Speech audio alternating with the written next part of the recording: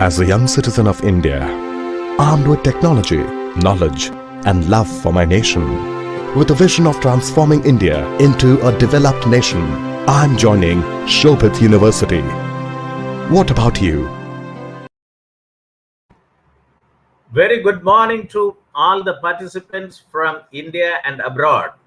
Shobhit Institute of Engineering and Technology, Meerut, deemed to be university, and it's a Centers of Excellence, a Center for Agricultural Informatics and E-Governance Research Studies, and Center for Agribusiness and Disaster Management Studies. Extend greetings to all the participants from India and abroad who are attending today's national webinar series on doubling farmers' income by 2022, Atmanirbhar Bharat in Agriculture. This webinar series is being hosted on every Thursday at 11 a.m. to 1 p.m. Today is 14th October 2021. The topic of today's webinar is, should we adopt farmers' welfare as a new paradigm instead of farmers' income? Let me repeat. Should we adopt farmers' welfare as a new paradigm instead of farmers' income?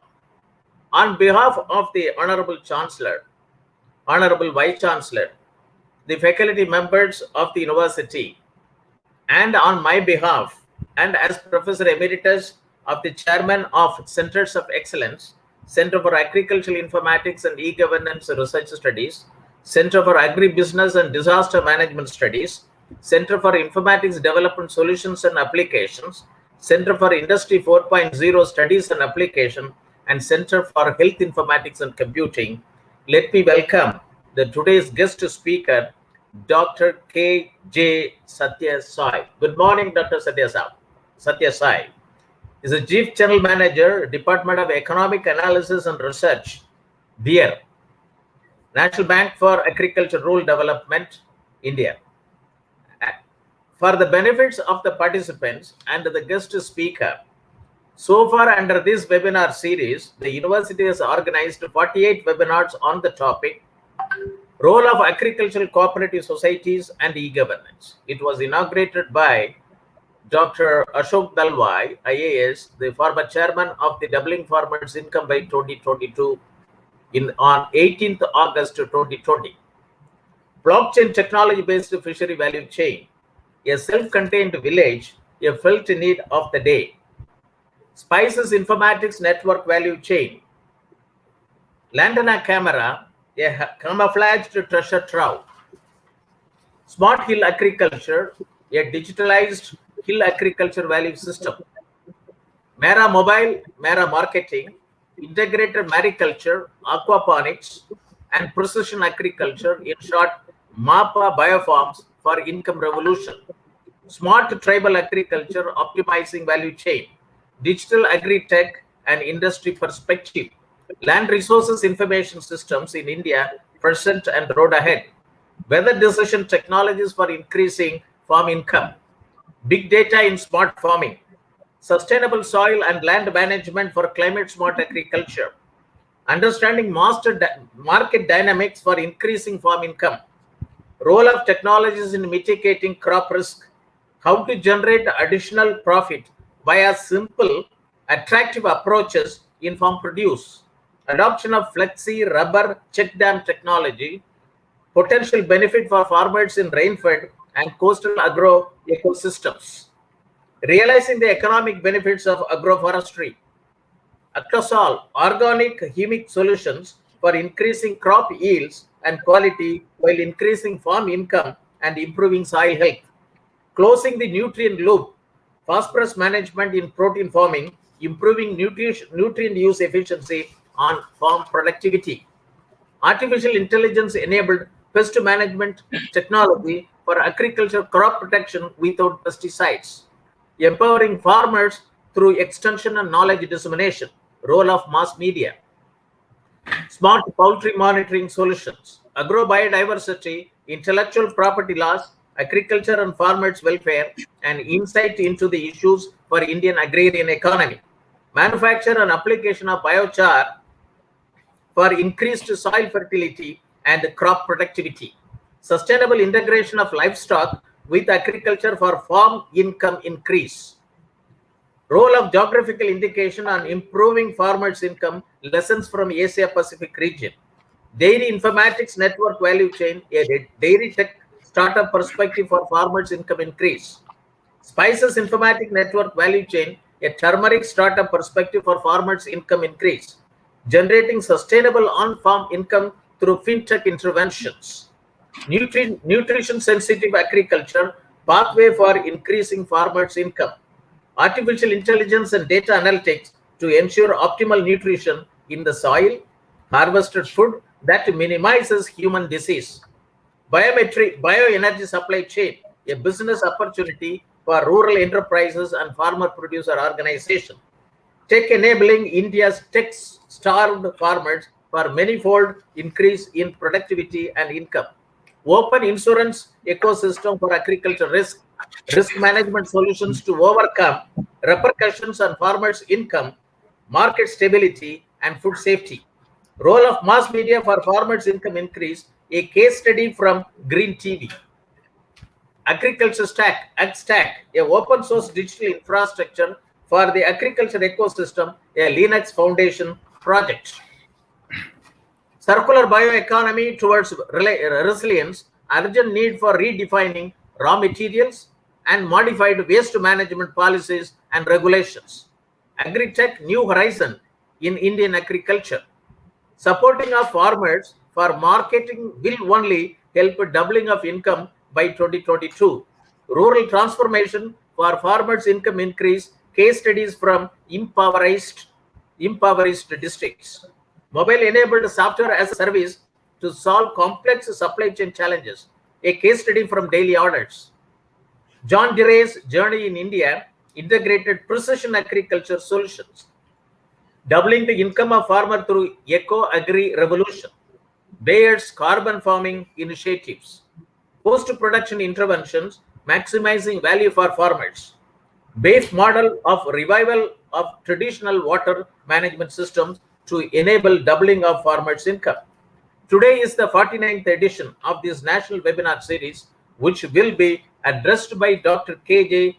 Satyasai, Chief General Manager, Department of Economic Analysis and Research, National Bank for Agriculture and Rural Development, Mumbai, and former foreign professor at Konkuk University, South Korea. And very important topic, should we adopt farmers' welfare as a new paradigm instead of farmers' income? Dear participants, please note down the key words: farmers' welfare, farmers' income, new paradigm shift. Agriculture is the foundation of Indian economy. It employs more than 50% of the Indian workforce and contributes to 17 to 18% of its GDP. At present, agricultural livelihoods are being severely impacted worldwide as a result of anthropogenic global warming and climate change. India's labor-intensive and subsistence-based agriculture sector is particularly vulnerable to this development. Climate change has both direct and indirect effects on agricultural productivity, including changing rainfall patterns, severe drought, flooding, and changes in the geographical redistribution of pests and diseases.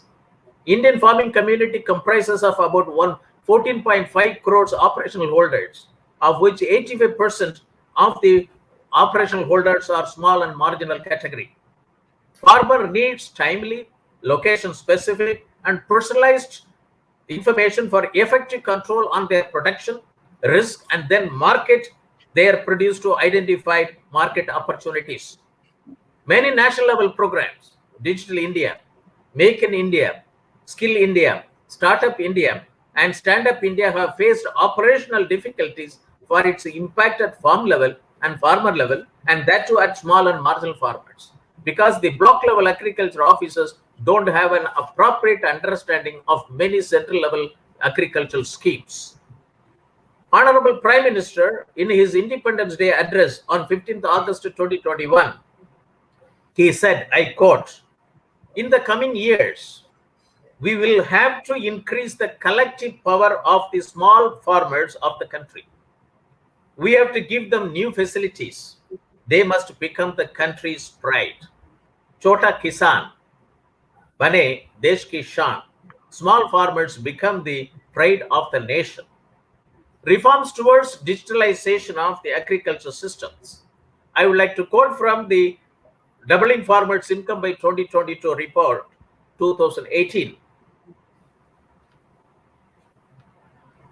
The Government of India, through the National Informatics Center, has prepared IT blueprint for agriculture sector through a national conference on informatics for sustainable agriculture development ISDA in May 1995. And I also would like to thank that NABARD has contributed at this conference way back in 1995. And Smart Village Scheme 90 to 97, 2002 to 2007 and 2007 2012. And the Government of India also launched a national e-governance program in agriculture, NGPA in 2005. Volume 3, Volume 4, Volume 11 and Volume 12B of the Doubling Farmers' Income by 2022 Report 2018 of the Government of India have suggested reforms measures for income rise through digitalization of the farming sector. Volume 3, Post-Production Agri-Logistic, Maximizing Gains for Farmer. Volume 4, Post-Production Intervention, Agriculture Marketing. Volume 11, Empowering the Farmer through Extension and Knowledge Dissemination. Volume 12B, Digital Technology in Agriculture. Volume 11 and Volume 12B, I was the group leader for this, drafting this Volume 11 and Volume 12B. In Volume 12B, the Volume 12B talks about digital technology in agriculture. In this chapter 10, there are 7 mission mode projects which the report suggests for digitalization of agriculture, which the Government of India has accepted this recommendation in total.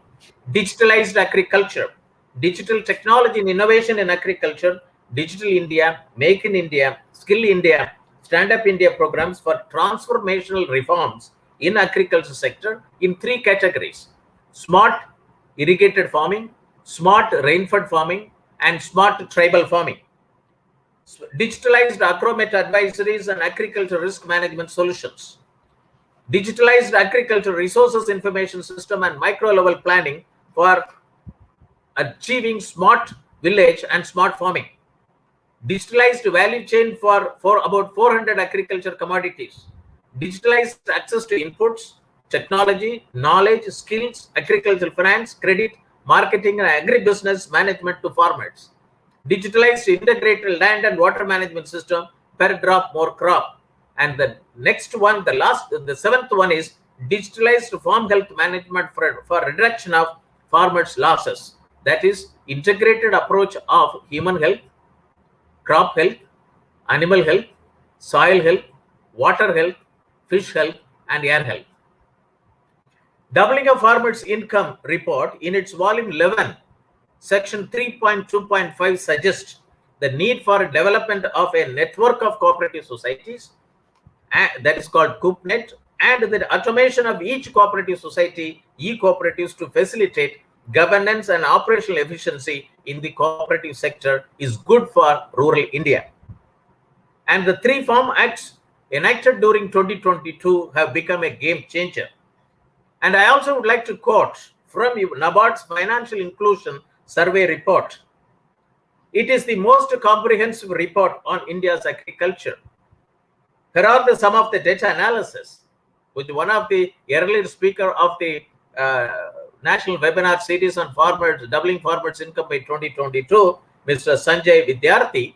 He quotes, pathetic tech adoption by Indian farmers. 5% farmers have tractors, 1.2% uses drip irrigation, and 0.8% uses sprinkler irrigations, and etc. Only 8% farmers have received any kind of farming skill development training. 92% have not done any training whatsoever. Our farming practices are archaic. 70% farmers borrow money from non-institutional lenders, read Mahajans and Dalals. Sanjay Vidyarthi also add that in addition to the above, FAO report on India's productivity versus and the best in the world. He quotes from the FAO report, we are 2 times to 10 times worse off on yield per hectare than global best in class in every commodity we grow. Those are the facts of Indian agriculture. Everything else is nice. If we fix the above, we will fix Indian agriculture. Centre's Committee on Doubling Farmers' Income has recommended boosting digital initiatives. Atmanirbhar Bharat, the road ahead.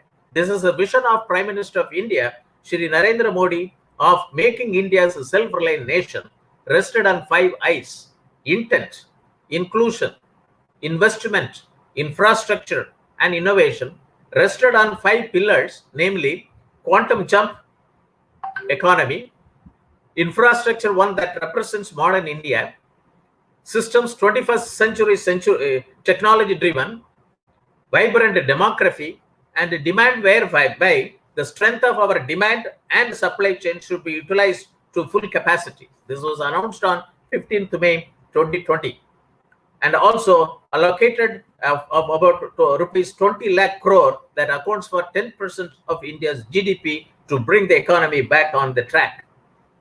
Atmanirbhar Bharat in agriculture. This was during its third tranche of Atmanirbhar Bharat Abhiyan. The government of India has allocated about rupees 1.5 lakh crore as a booster for agriculture sector economy. Farmers' welfare. In 2021-22 budget, Honorable Finance Minister has proposed 9 measures for agriculture and allied sector. Farmers' welfare and rural India as a part of inclusive development for aspirational India. The Finance Minister has proposed 9 measures for agriculture and allied sector, farmers' welfare, and rural India as a part of inclusive development as aspirational India. Swamitva scheme to extend to all states and union territories to bring transparency in property ownership in villages. Swamitva agriculture credit target enhanced to rupees 16.5 lakh crore during the financial year 21-22, ensuring increased credit flows to animal husbandry, dairy, and fisheries. Micro irrigation fund doubled. Operation Green Scheme CAPS to include 22 more perishable products: tomato, onion, and potato, and 1,000 more mandis to be integrated with the INAM. APMCs to get access to agriculture infrastructure fund. More investment in 5 major fishing harbors proposed at Kochi, Chennai, Visakhapatnam, Paradeep, and Pitwaghat will be developed as a hubs of economic activity. Multi-purpose seafood park to be established in Tamil Nadu. Swamitva scheme is a reformative step towards establishment of clear ownership of property in rural inhabited area by mapping of land parcel using drone technology and providing records of rights to village household owners with the issuance of legal ownership cards, property cards, or title deeds to the property owners. This will facilitate creation of accurate land records to bring financial stability to the citizens in rural India, determination of property tax, creation of survey infrastructure and GIS maps, and to support in preparation of better quality Gram Panchayat development plan. Let me also tell the number of schemes which the central government has, announced for farmers and agriculture sector.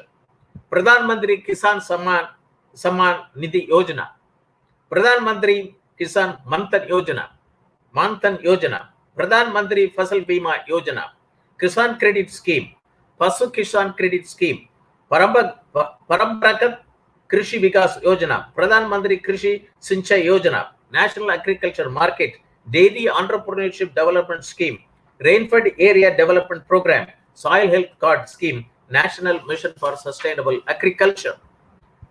Prime Minister Shri Narendra Modi's determination have invigorated the farming sector, and a number of schemes including the historic Prime Minister Kisan Samman Nidhi worth of rupees 75,000 crores per annum are being implemented transparently to increase the income of farmers. And this is said by the Honorable Prime Minister, Shri Tomar, during the MOU signing ceremony of the Ministry of Agriculture and Farmer Welfare with 4 institutions on 1st June 2021. These institutions are Patanjali Organic Research Institute, Amazon Web Service, Esri India Private Limited, and AgriBazaar India Private Limited. These MOUs have been signed with this organization for pilot project using Kisan database as an Aadhaar within a period of 1 year. The task force under the chairman of Shri Sanjay Agrawal, Secretary, Ministry of Agriculture and Farmer Welfare, and co-chairman of Shri Satyanarayana, Farmer Secretary, Minister of Electronics and Information Technology, prepared a consultational paper on India and a consultation paper on India's ecosystem architecture in agriculture. The Doubling Farmers' Income by 2022 Committee report in its chapter 11, that is a higher level recommendation, suggested as follows: as a basis to income-led growth of agriculture and farmers' welfare, all policies and strategies must adopt fork to farm approach, reversing the farm to fork approach. Now, this farm to fork approach accepted generally towards this. This fork to farm approach is adopt monetizing of produce as the basis for maximizing the value capture for the farmers. Maximize monetization possibilities by upgrading and harmonizing agri-logistic, storage and transportation, agri-processing and marketing. Adopt a new market structure comprising gram agriculture markets, alternate wholesale markets, and export market. The target in respect of market architecture by 2022 should be at least 5,000 grams, that is, gram in agriculture markets. All states and UTs to adopt Model Agriculture Produce and Livestock Monitoring Promotion and Facilitation Act 2017 and Model APLM rules. Minimum of 1,500 APMCs or other wholesale markets onboarded onto online platform, including ENAM. Agri export of $500 billion, and promote agriculture value system as a link between farm and markets. Promote agriculture value system as a link between farm and markets. Steps towards doubling farmers. It is a written reply by the Union Minister of Agriculture and Farmer Welfare, Shri Narendra Singh Tomar, in Rajya Sabha on 18th September 2020. He talks about the Interministerial Committee on April 2016 to examine issues related to doubling farmers' income and also recommend strategies to achieve the same. The DFI strategy, as recommended by the committee, includes 7 sources of income growth: improvement in crop productivity, improvement in livestock productivity, resource use efficiency, or savings in the cost of production, or increase in the crop intensity.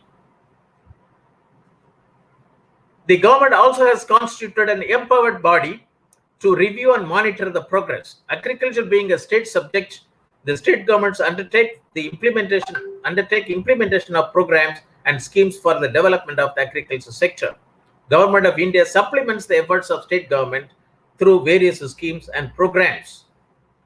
And further, the government has adopted several development schemes, reforms, schemes, programs, and policies that focus on higher incomes for the farmer. All these policies and programs are being supported by higher budgetary allocations, non-budgetary financial resources by way of creating corpus funds and supplementary income transfers under PM Kisan.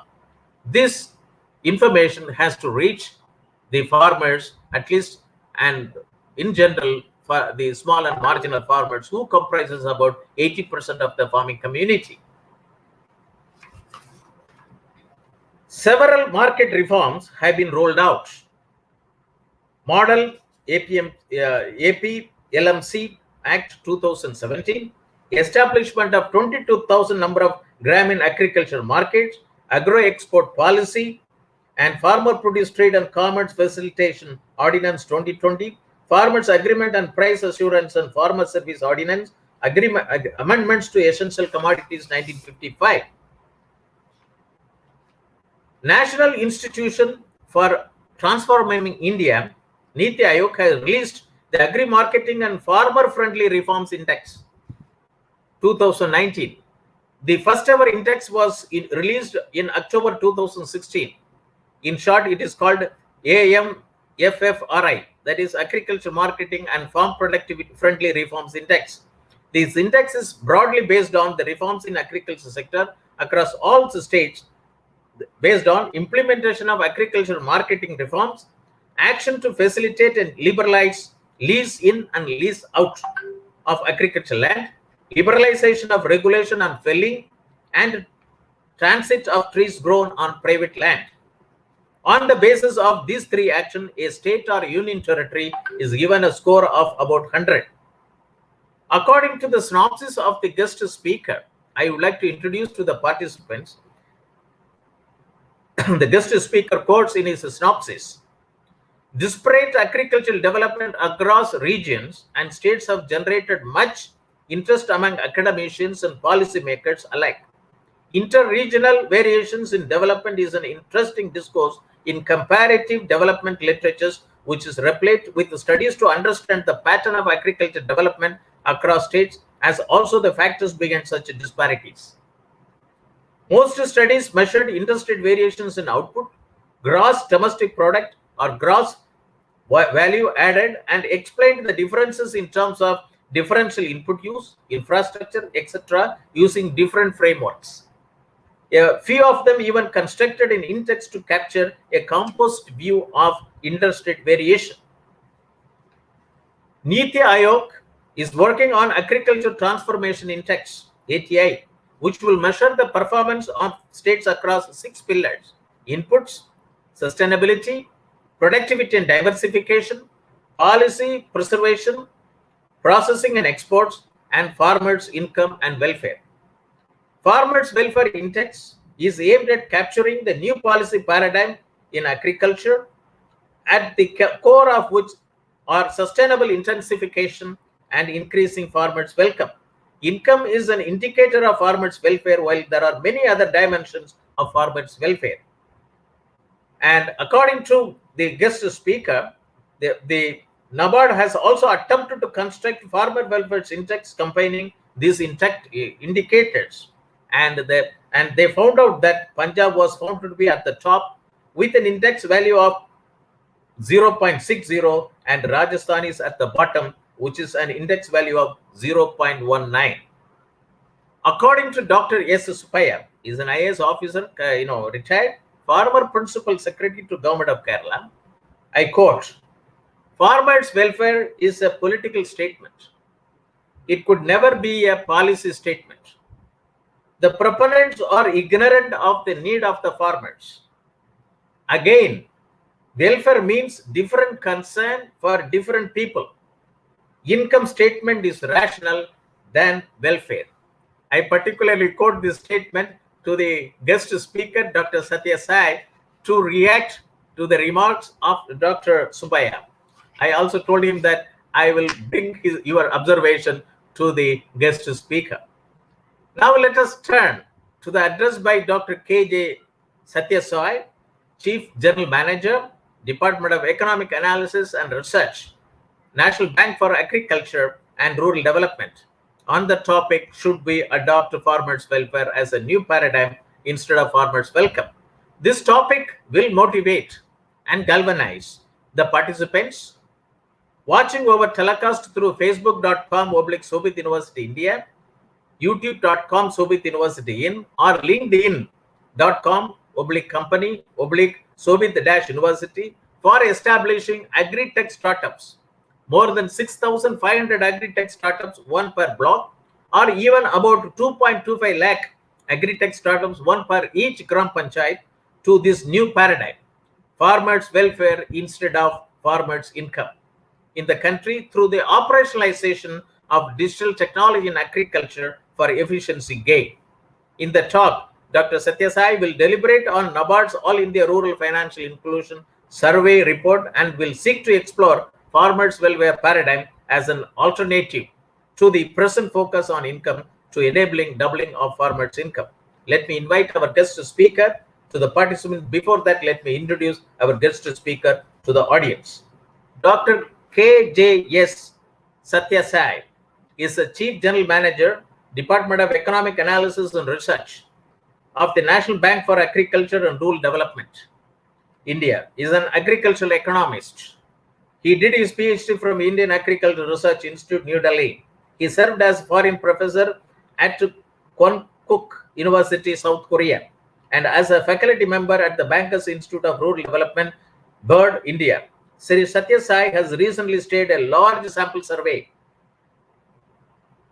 NABARD All India Rural Financial Inclusion Survey, NAFIS, conducted by NABARD. He has several consultancy assignments and over 70 publications to his credit. During his 35 years of career in applied economic research, he guided few students as well. He recently co-authored a book on agriculture development in Andhra Pradesh. Dr. Satyasai's areas of research interests include rural credit, commercialization, and diversification, doubling farmers' income and farmers' welfare, among the others. With this introduction, I would like to welcome and invite Dr. KJS Satyasai, the Chief General Manager from NABARD, to address the national webinar series on doubling farmers' income by 2022, Atmanirbhar Bharat in agriculture, on the topic, should we adopt farmers' welfare as a new paradigm instead of farmers' income? Over to Dr. KJS Satyasai. Your address.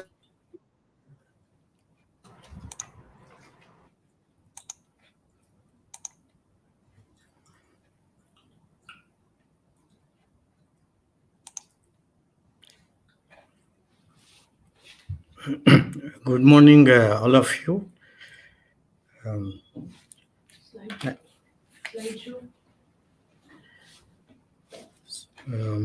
Thank you very much for the introduction to the series as well as to me also, and introducing the topic.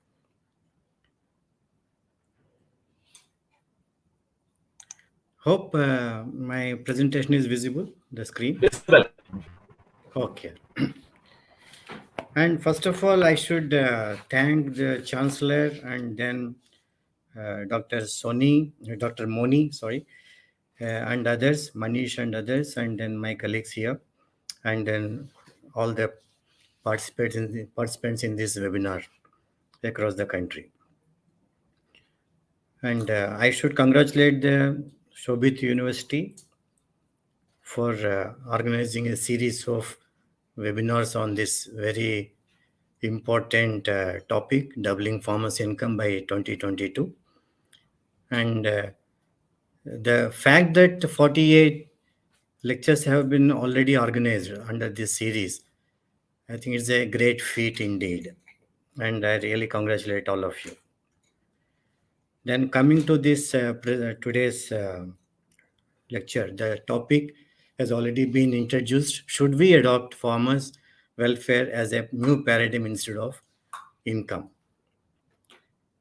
So in this lecture, I will cover the entire talk under three heads. First, I would like to introduce the doubling of farmers' income as a concept and the strategies required for it. And then I'll talk about a few minutes on measuring income and what are the difficulties there and how income was measured. Then in the last part, where income or welfare, that the main question of this talk I would be addressing in the last section, where I would be talking about what are the problems or shortcomings of measuring some progress in terms of income, or should we shift it to a broader concept, welfare. So with that, I will conclude my talk. To start with, doubling farmers' income. All of us revere the then Finance Minister, late Mr. Arun Jaitley, during his budget speech on 29th February 2016, has made a statement. I'll quote, "We are grateful to our farmers for being the backbone of the country's food security. We need to think beyond food security and give back to our farmers a sense of income security. Government will, therefore, reorient its interventions in the farm and non-farm sectors to double the income of the farmers by 2022. And previously, a bit earlier to this, even Prime Minister also has made a statement on this issue that we'll be focusing on farmers' income instead of just mere production. Then as soon as this came, then a lot of questions started coming. The first one, who is a farmer and whose income we should double? And a lot of newspaper articles and other journal articles came on this immediately after this announcement. And the main questions are asked were this one, who is a farmer?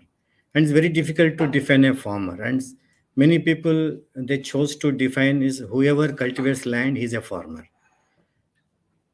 And the broader definition of agriculture includes allied sectors also. Then whoever is pursuing anything other than crop cultivation also is a farmer.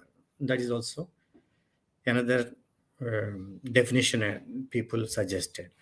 National Commission on Farmers is more inclusive in its definition, where it includes landless agriculture laborers, households engaged in sericulture, vermiculture, biofertilizers, and so on and so forth.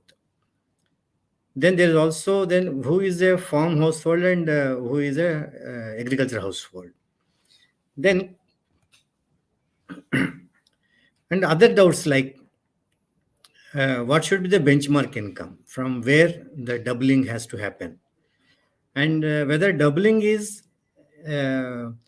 very easy considering the very low base of income people were having at that time. So any within 5-6 years easily it can be doubled, any income. So that was is corollary to this, one can argue that doubling should be from a base income, which should be a minimum income required to meet the requirements of the farmers. So that can be treated as the income. From there, one has to double. So from the existing income, which is much below the subsistence level of for many people, many groups of farmers, then from there one has to rise to the minimum income. Then from there double. So that is one line of argument. And another type of question people were floating around at that time, whether it should be in real terms or nominal terms. Then another, similarly, the another question, if it's real terms, then what should be the deflator? This is another question people were frequently doing at that time. Then just before this announcement came, I think 2007 or 2010 or subsequently also, NABARD was part of the Radhakrishnan Committee on Indebtedness, which also talked about agrarian distress, and distress arises from loss of income, basically. Then Sarangi Committee, Task Force on Farmers-related issues. Then NABARD's Foundation Day seminar on mitigating agrarian distress and enhancing farm income.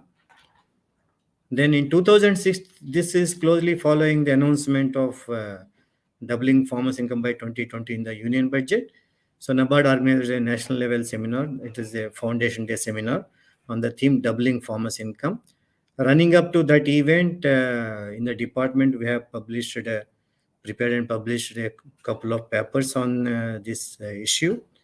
The first one being doubling farmers' income, way forward, which is a very quick communication, and maybe perhaps that was the first publication on the doubling of farmers' income topic, based on some solid income estimates. That estimates are called from the NSS Society, which I will talk about more in detail subsequently. The another one is enhancing farmers' income. This is elaboration of the first paper. brief communication, and then where we also tried to explore what are the different um, components of income, different strategies to raise these components and the whole income together. Then what are the other difficulties, and we concluded with a few strategies and a few interventions we suggested.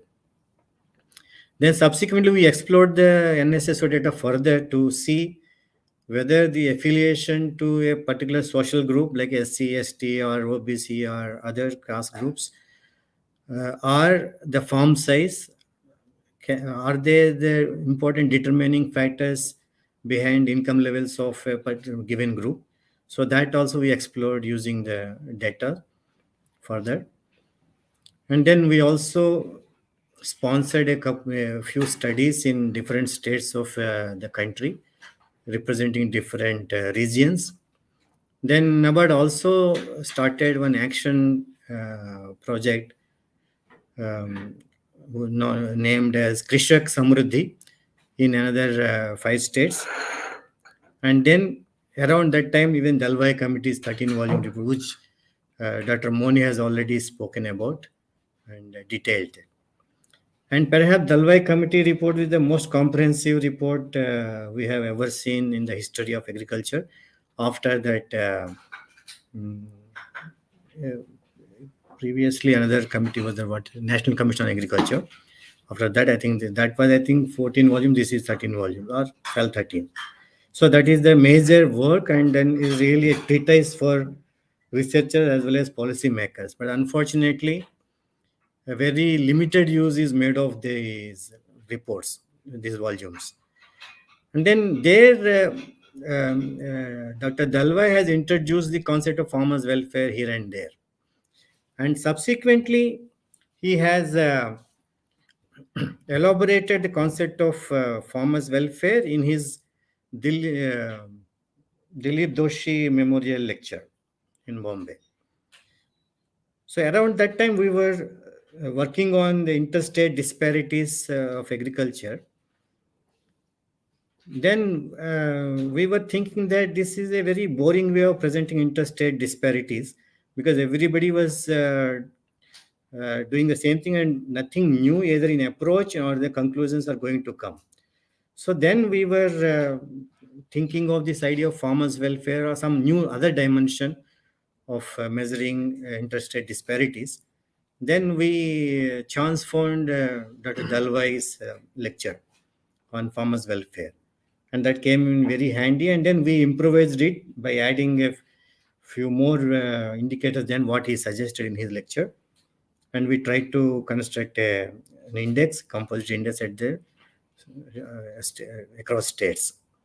So I will elaborate a bit on this subsequently. But before that, let's coming back to doubling. So doubling is a noble goal, is fine, and we also want to shift from production to income as a paradigm shift there. So instead of only measuring in production of food grains, that, then we want to see what is the income level of farmer, how it's improving over time. And doubling income has its own challenges, and measuring income has its own challenges. Both we will discuss one by one in due course. First, challenges to doubling income. And incomes are poor for many people who are having some very small, tiny, and fragmented holdings that we all know. And then they may be efficient, but they are not very effective in meeting their income needs. So that is first point. Then there is a huge prevalence of sharecrops and tenants than what our surveys reveal, that all of us know. And this the situation of tenants or sharecroppers as what it is across the country. And first of all, we don't know who are the tenants, who are sharecroppers, and what are the present. We don't have statistics about them, their households. They get masked when whatever survey we conduct, they get masked. Then very limited resources we have in terms of land, water, natural resources. We have to maximize or optimize with given resources. That is another challenge we have for doubling income.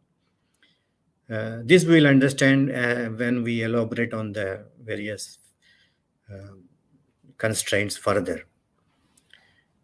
Then, for doubling incomes, we need to improvise the productive capacity on the farms. Then we require huge investments both for and in agriculture. Then coordination among stakeholders and institutions is another issue. And then just before this lecture started, Dr. Moni was mentioning there is a huge information gap about a lot of schemes which Government of India and other state governments are running at the grassroots level. So that really because of lack of coordination across the departments. And then everybody wants to implement their own scheme without taking the convergence mode into account. That happens across. And then each state is different, each region is different. And then a common strategy at national level, however robust it may be, will not be addressing the needs of individual states. And not only states, even different interest groups like maybe caste groups or social category groups or farm size wise groups. We take anything, I think this diversity across these groups as well as states and regions is a major challenge. So we need myriad solutions for these problems. The problem may look simple and straight and common across the country, but the solutions are not. And then if we make a statement, let us double by 2022 and sit back, I think it's not going to help us. So business as usual approach is not going to work, and we need to take it seriously and then start the interventions.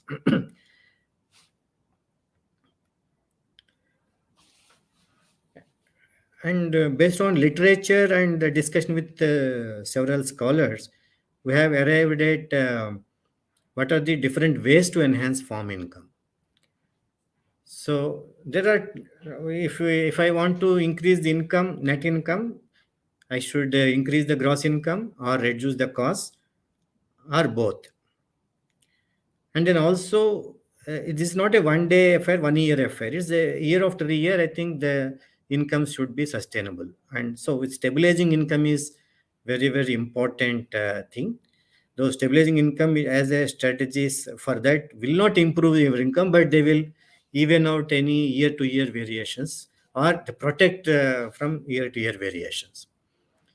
So under gross income enhancement, there are several other strategies are possible. We listed a few of them.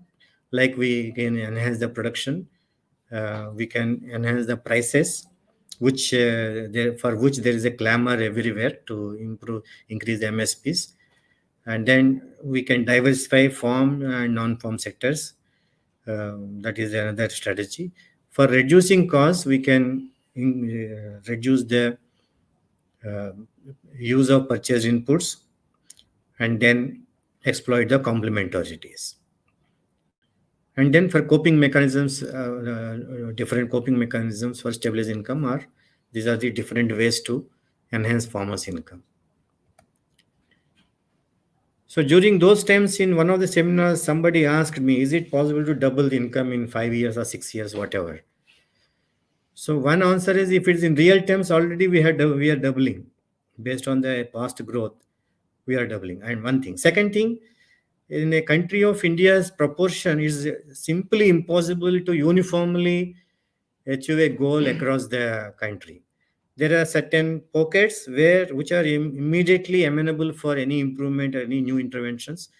And there are certain pockets where it requires more hard work and maybe a sustained one. In those areas, these difficult areas, doubling may take longer than 5 years. In some irrigated tracts and certain other prosperous tracts, prosperous pockets, the doubling may happen in just even 3-4 years also. So this diversity one should keep in mind while strategizing also. So uniformly doubling income across the country is not possible and not a goal to be cherished at all. But we can try. And what my argument has been, even if you cannot double, but the very focus on income itself is a refreshing change in the paradigm. So that is the answer even now. Even now, we are seeing that this doubling is not possible within the stipulated time. But efforts towards doubling should be on, and at least we can enhance incomes significantly, which we will see from the hard data how it happened rather. And there are 4 strategies we want to propose: production growth, then water management, cost reduction, professionalization. Then there are 4 focus areas where we should concentrate, like rain-fed areas, eastern regions, small farmers, and socially weak and are vulnerable. So we had to address to these 4 strategies and these 4 target groups, and then I think we can do something. We can achieve something substantial. So the production increase the moment we say expand area under this thing, which is not possible. There are limits to growth in terms of area. You can improve gross crop ready area by increasing the cropping intensity, but that requires again water and other resources, which is not given. And then another thing is, and somewhat low hanging fruit in the whole process, is yield increase, where there are huge yield gaps according to several estimates, and yields have stagnated. Now maybe we can think of addressing to this issue. This is one of the, and the crop mix is another low hanging fruit in this whole process. So where we can exploit the complementarities across the crops and then across the sectors also. Then another thing is preventing crop loss also is going to add to our income. So that is also a strategy, and all these strategies are not standalone strategies. And any one strategy, by following any one strategy, we are not going to achieve the goal. So then water resources is a very important thing. Expanding irrigation, again, it has its own limitations. Even if we exploit the full water potential we have in the country, still you cannot irrigate more than half of the area, gross crop area at that time. Almost we have exploited all our resources. Now the only way we have, or the best way we can, is the better utilization through either piped water distribution, or rather reducing the water losses, and then attending to all our systems, canal and tank systems, etc., through regular repairs and maintenance, and then water saving measures like micro irrigation. I think already Dr. Moni was quoting an earlier lecture where they quoted NAFIS results, where we have seen that the adoption of micro irrigation is very poor. And then even if you take official statistics, hardly 10-11% only of the areas covered under micro irrigation. But whereas several programs government of India, successive respective states were pursuing, but that is not adding much to this. Maybe because farmers are not yet convinced, or their mindset is still in terms of furrow irrigation or surface irrigation.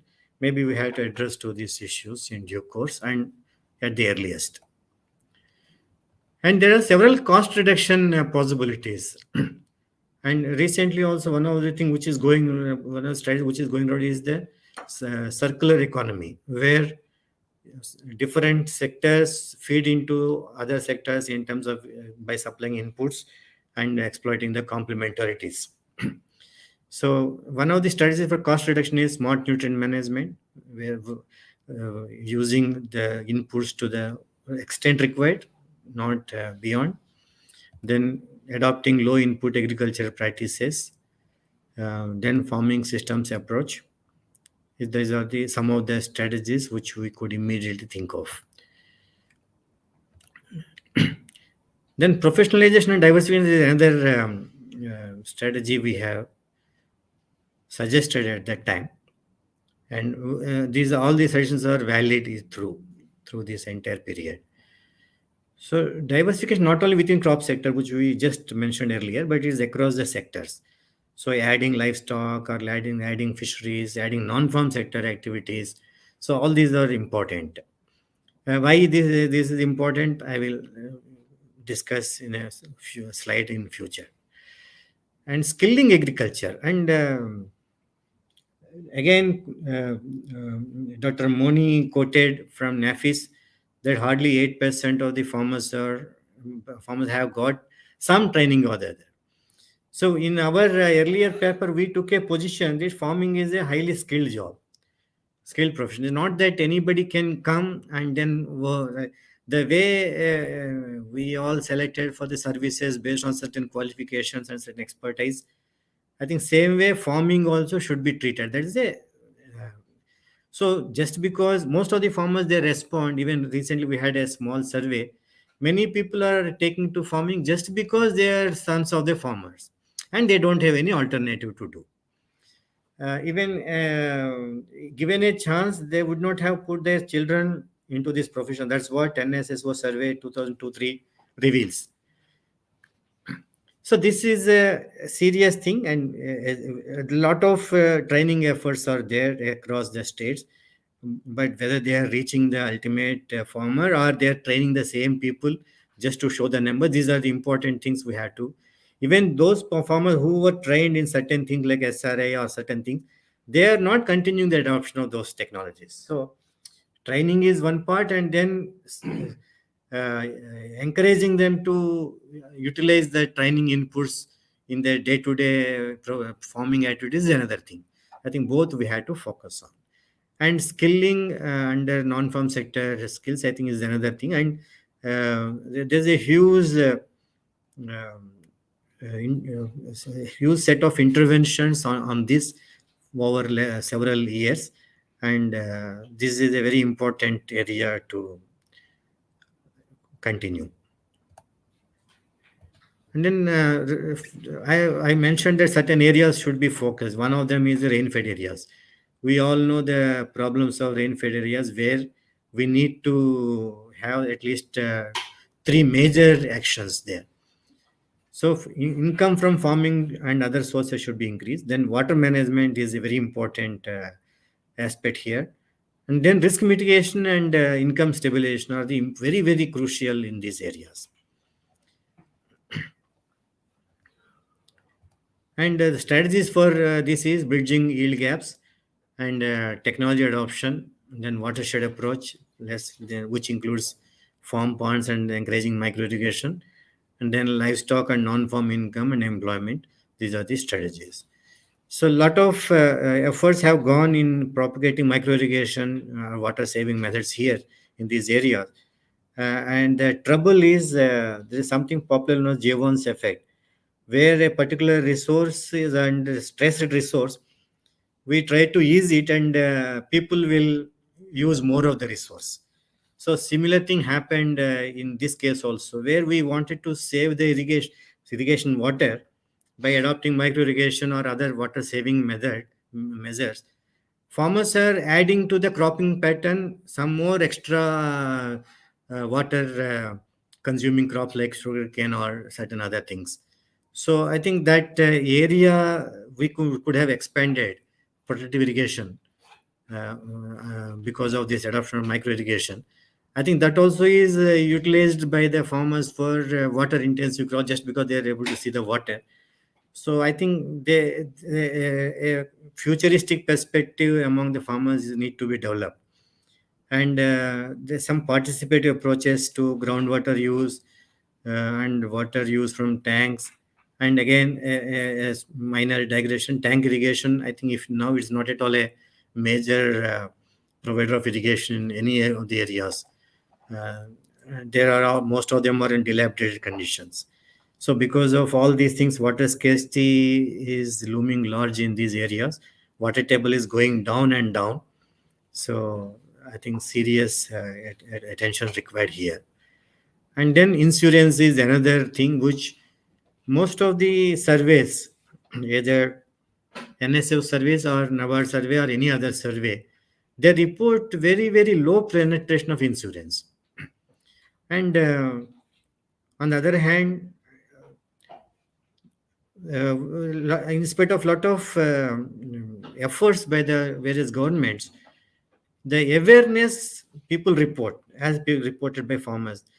Most of the people, they are not aware of this insurance or insurance products and significance of adopting this insurance, buying this insurance. I think this is a problem. And somewhere we were questioning, across the length and breadth of the country, if you go any corner, even a common villager who is not at all literate, he can tell you stories of Rama and Mahabharata. And these stories were spread when there was absolutely no technology for dissemination of information as we experience now. But the awareness level of people across the country is tremendous. But with modern IT and ICT technologies we are adopting, and many people are telling they are not aware of many of these interventions, including insurance. I think this is a serious issue. I think one should tackle this flow of information and focus on smallholders and vulnerable, which we will discuss with some data later. The access to resources, including credit, to small and marginal farmers or landless or tenants, sharecroppers, SC, ST farmers. This is very, very limited. So that needs a lot of attention. Then, based on this research, at that time we concluded, and this we have discussed in our Foundation Day seminar also. Basically 5 conclusions we have derived it. First of all, state and agroclimatic zone specific roadmaps to be prepared. Then bridge yield gaps and improve cropping intensity. Smart management of water, nutrients, soil, etc. Special focus on certain vulnerable areas and segments. Then leveraging the existing initiatives with focus on delivery. Then 3 key priorities which we listed are again yield gaps, diversification, professionalization, and huge invest in and for agriculture. These are the 3 takeaways we suggested. Then now coming to the second segment of my talk on measuring income.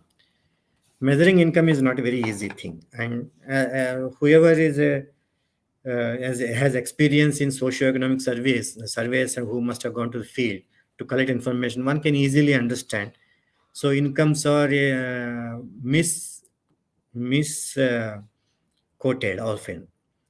I think there is a tendency to understate the incomes and overstate the costs. So net income will be the sufferer. That is one. Then what are the different sources of income that one has to see? Otherwise, if I ask a direct question, what is your income during the year?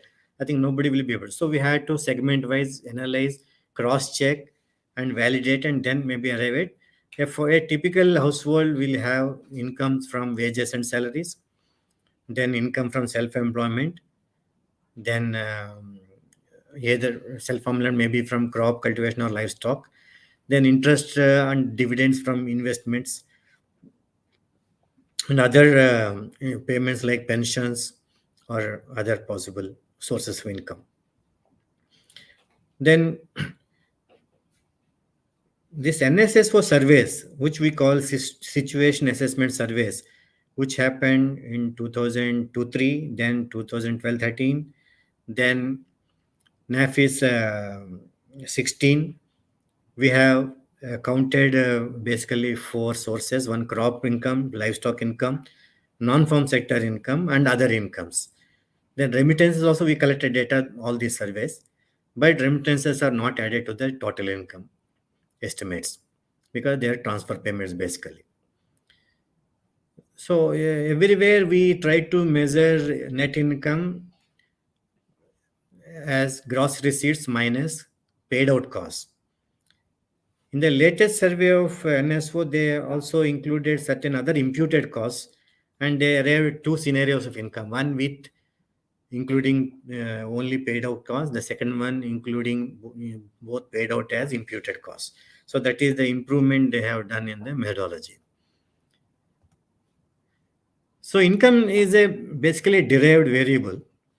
Why we should study incomes or income distributions is that we need to understand the relation between income distribution in a particular region, geography, or segment in relation to what is economic patterns in economic activity, and then what are the returns to different factors of production. And another one is we need to target certain segments or certain socially target certain groups. Then we need to know what are the what is the income distribution across different segments. So that is another thing for affecting socioeconomic group, socioeconomic improvements. We need that information. So unless we know unless we have some information and measurement on certain variable, I think we cannot really address to the improvement of that particular variable. So that is it. Then also how this income distribution impacts the household's well-being and their ability to go for different goods and services which are required for improving their living standards. So all these are different purposes why we need to study incomes and income distributions. And nowadays we all seeing this ample literature on these inequalities, especially in assets distribution or income distribution. So that and the fact that inequalities are increasing over time, rich becoming richer and poor becoming poorer. All these things we cannot understand empirically without having a data on income distribution. So unfortunately, we don't have serious income estimates that are reliable and then longitudinal. And better income data, better the policy. So unless we have a solid estimates of income, I think we cannot be. But for want of a reliable longitudinal data, if we sit quiet, I think we are not going to achieve anything. So we feel that whatever incomes estimates are there, I think we should try to use them and see. And then as and when the data improves, data quality improves, I think we have to refine our conclusions. So that is the only course I think researchers have with them as of now. If we see today, there are surveys from NSO, like Situation Assessment Survey and All India Data, which talk about assets, income. Then NABARD survey on NAFIS, we call it. Then NCR used to conduct several rounds of survey. The latest one is 2011 survey, which is called National Survey of Household Income and Expenditure, NSHAE. They used to call it earlier Market Information Survey Households when they started in 85-86. So subsequently, they renamed it. And that is one of the major source of income data for India. And based on these results, even NCR has published books on how India earns, spends, and consumes and saves. And this was the till date is the one of the major sources of, but to the latest survey is only 2011. There is one agency, ICE 360 degree, which conduct people research on India's consumer economy. PRICE, it is acronym. They are conducting several rounds of surveys. Then latest is 2021 survey. Earlier one, 2014 also they had one survey round, which is a very comprehensive survey of income distribution across India's Indian people.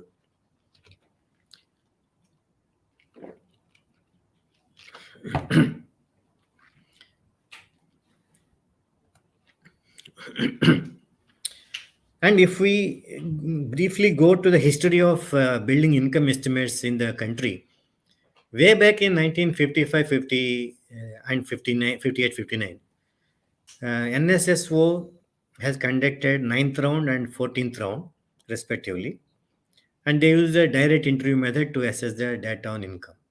Subsequently, in its 19th round in 64-65 and then 24th round in 69-70, they again attempted estimation of receipts and disbursement. They added this module there to their existing surveys, and that was another effort. The National Statistical Commission recommended that these receipts and disbursement uh, survey, that data collection, should be revived with the 365-day reference period, as it was done in 19th and 24th rounds. So that was the recommendation. And 1983-84, NSS once again attempted a pilot survey on household income, and they tried different methodologies.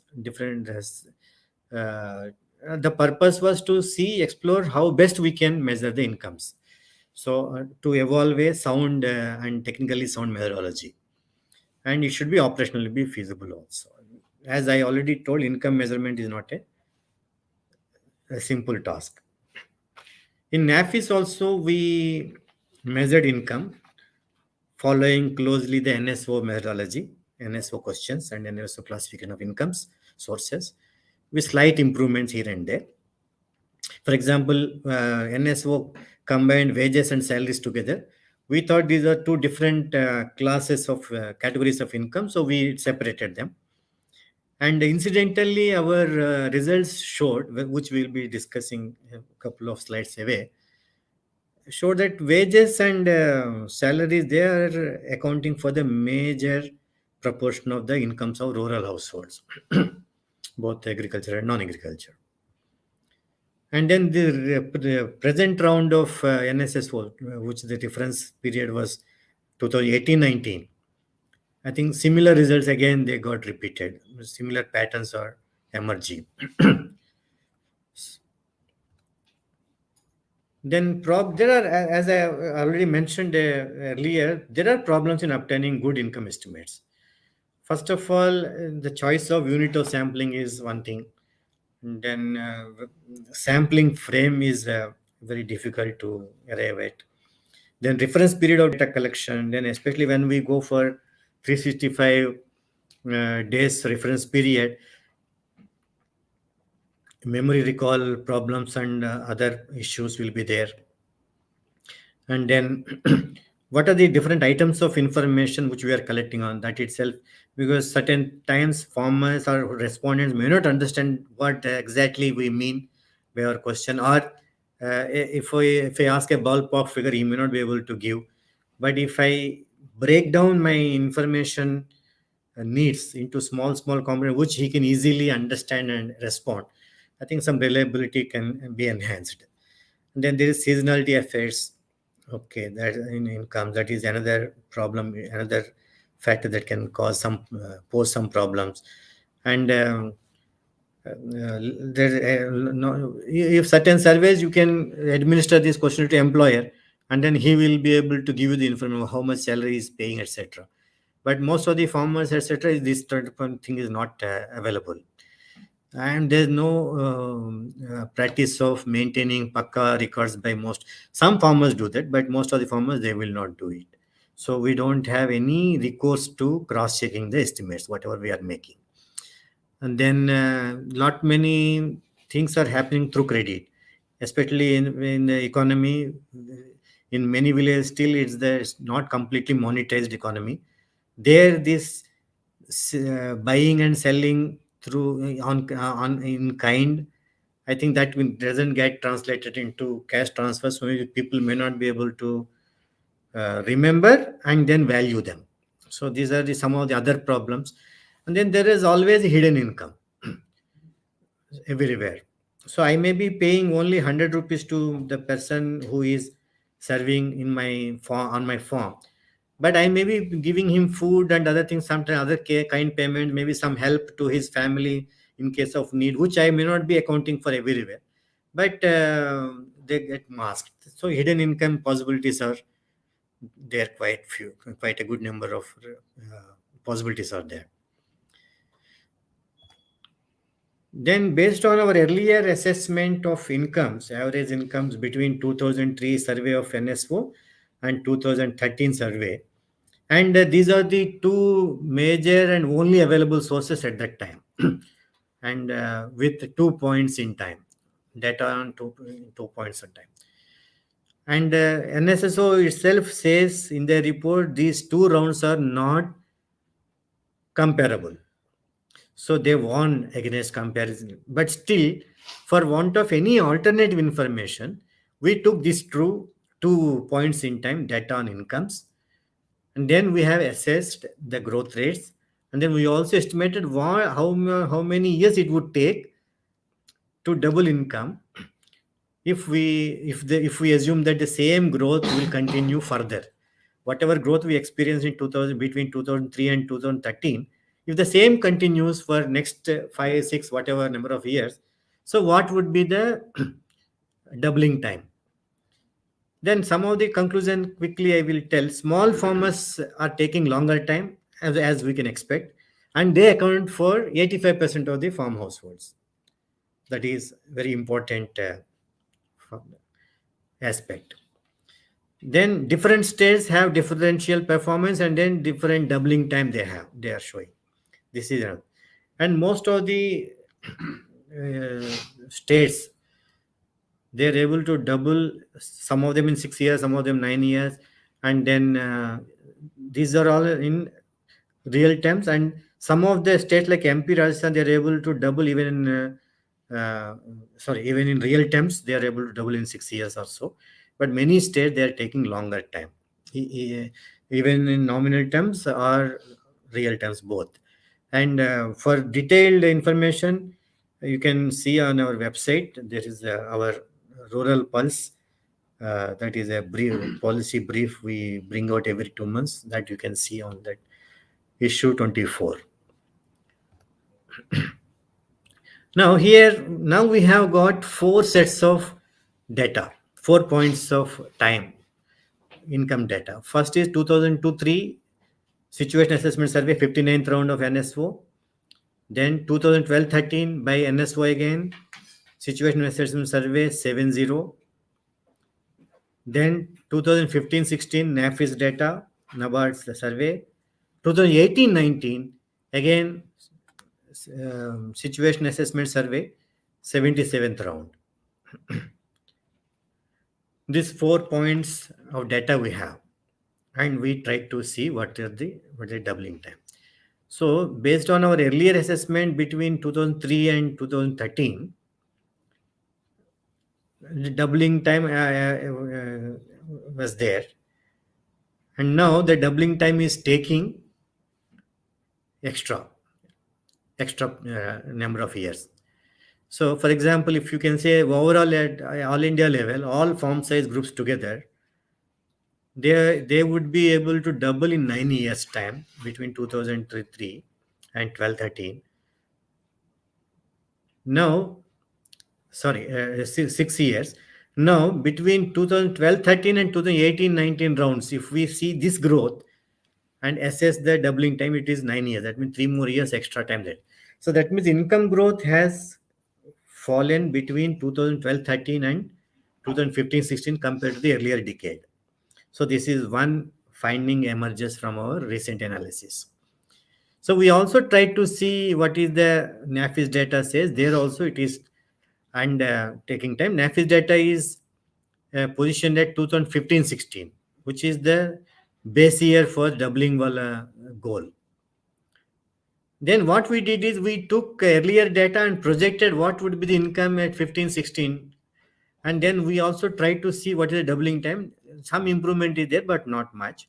So now the conclusion is, now the doubling may take much more longer time than what we assumed earlier. So this is very important finding. So similarly, maybe we had to change our strategies or intensify the strategies accordingly. That's one important point which we want to highlight based on this data. And interestingly, here in this table, in the latest survey, even NAFIS survey also for that matter, landless people have shown higher incomes than next two segments. Like that is lower marginal, that means up to 0.4 hectares of land, and then upper marginal up to 4.4 to 1 hectare land they are having possessing. So that is the one important thing. Maybe because of wages and implement of Manarega scheme or whatever, maybe other interventions. So, or maybe transfer of incomes happening in different modes, possible. So we don't know as of now, but this is the finding.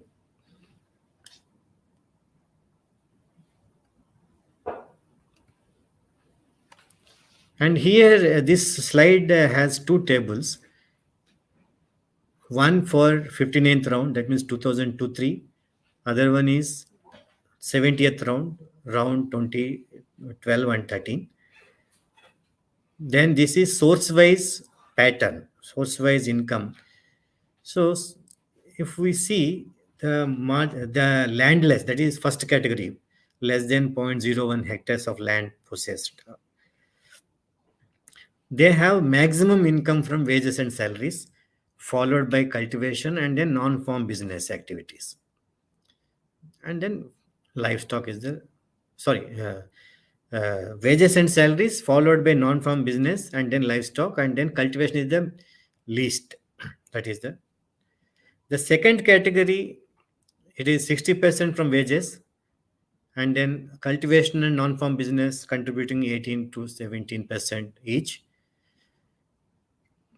Then third category onward, agriculture, cultivation has contributed to the 40 to 86% of incomes. So as we are going up in the ladder of according to farm sizes, the contribution of wages and salaries is coming down. As we can expect, cultivation contribution is increasing. Then at the average level, almost 40% of income is coming from wages and salaries, and around 46% is from cultivation. This is in 2002-3.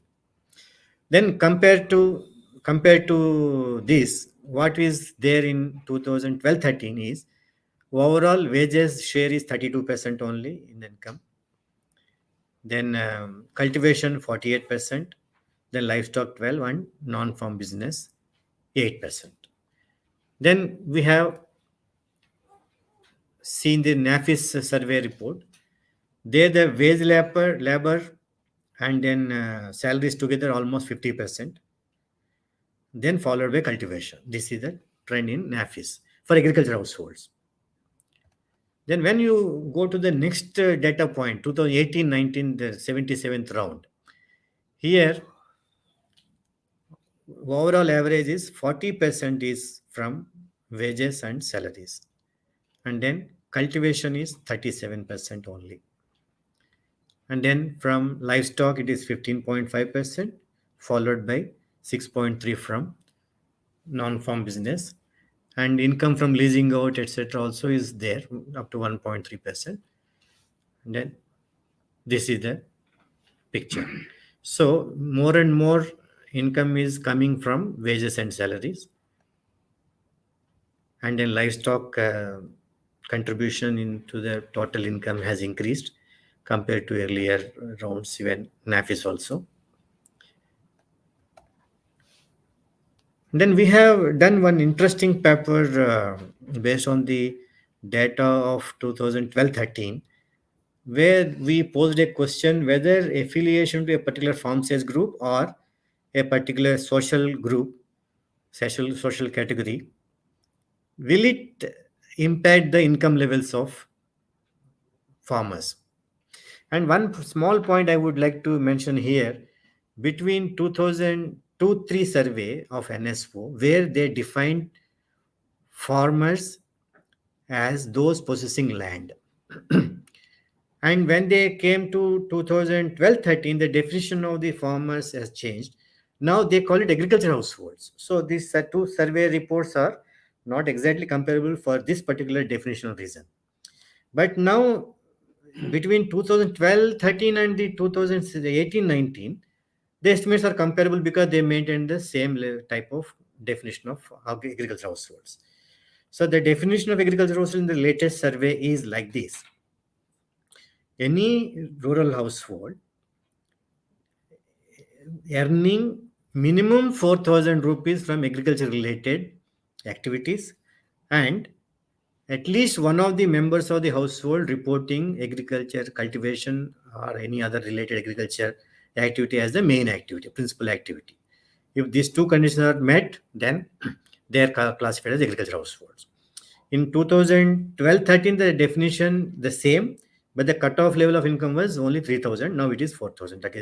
For NAFIS, we have seen that taking account inflation, etc., we have kept it 5,000 at that time. So if we see this income patterns across different size classes and different social categories of farmers. So the average level of income overall, it is, say for example 2018-19, it is 10,218 per month, rupees per month. And you compare this with any other class except for some landless OBC and landless others, and certain classes and of higher farm size groups and higher cost groups. So this income is higher than this national average. Otherwise, it's more or less the conclusion which we derived based on 12-13 survey data. It is still holds good, more or less, even now.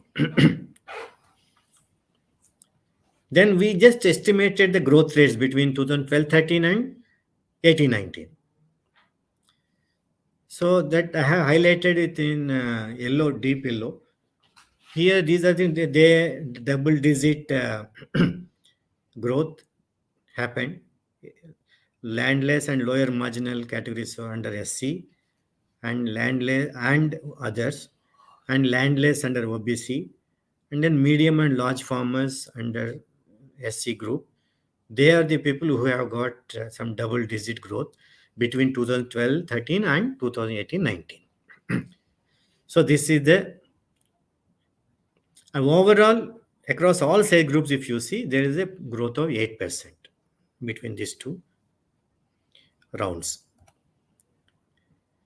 Then when we saw the source-wise, this 18-19 survey, if you see, the wages and salaries of SC and ST households, it is more than half.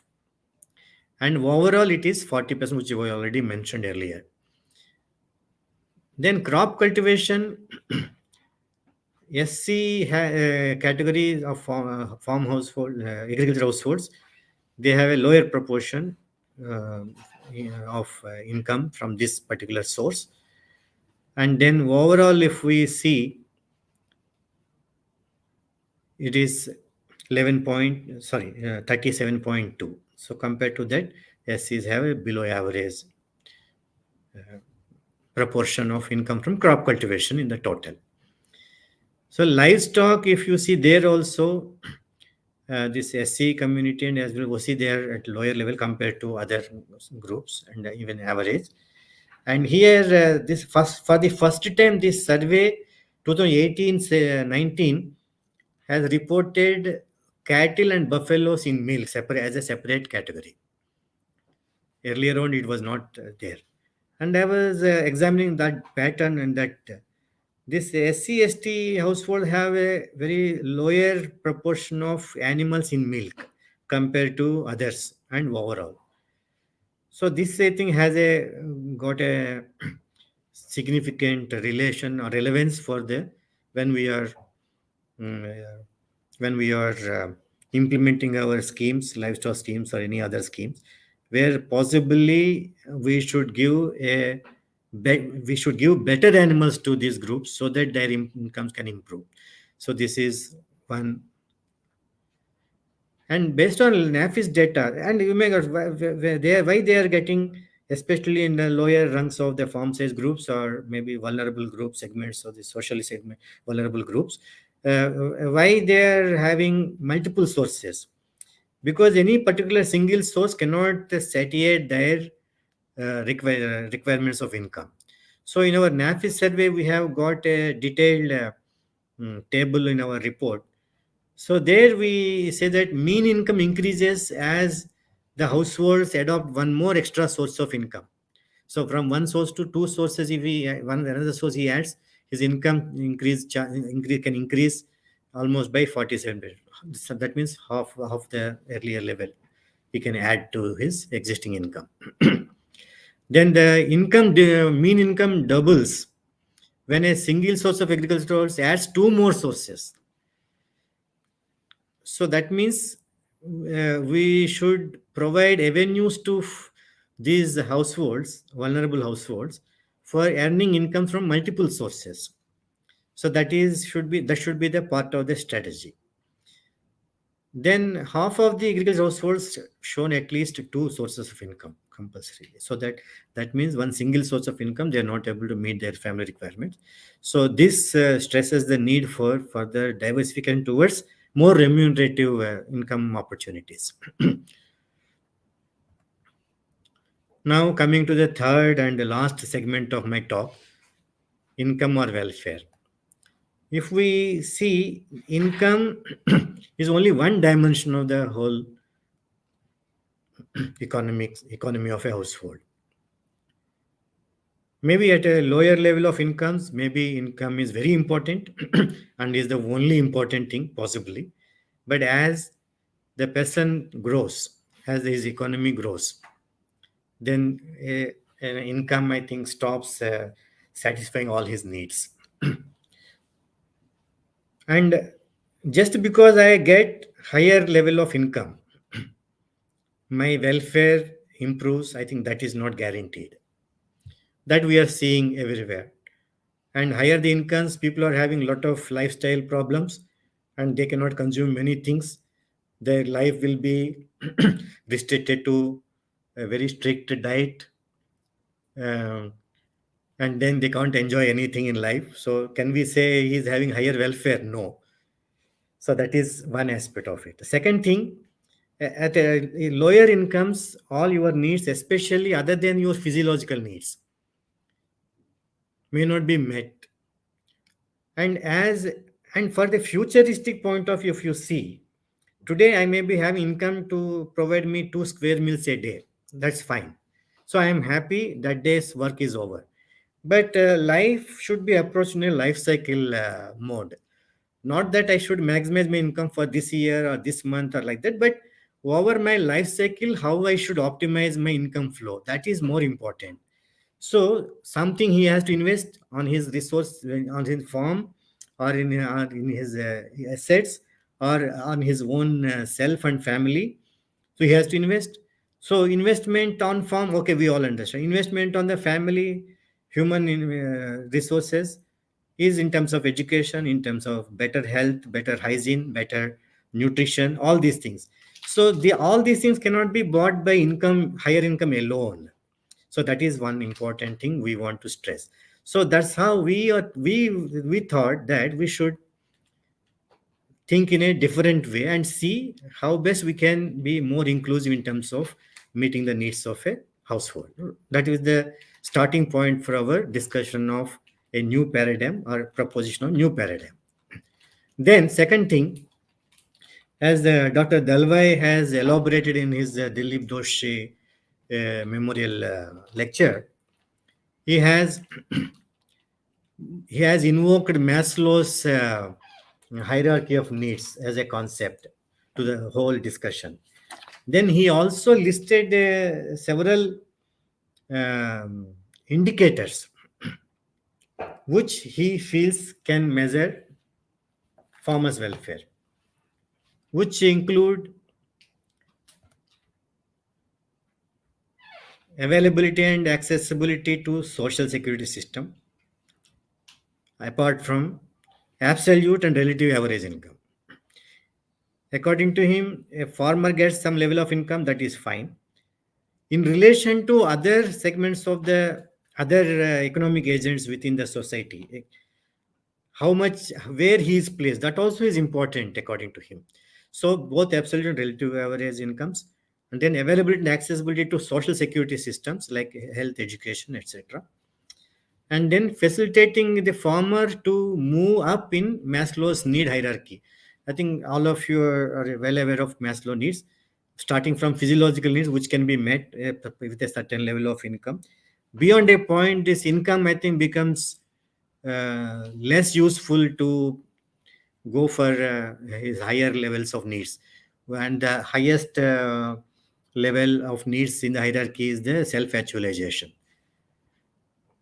So if one wants to move in this, I think income is one, but other dimensions need to be added.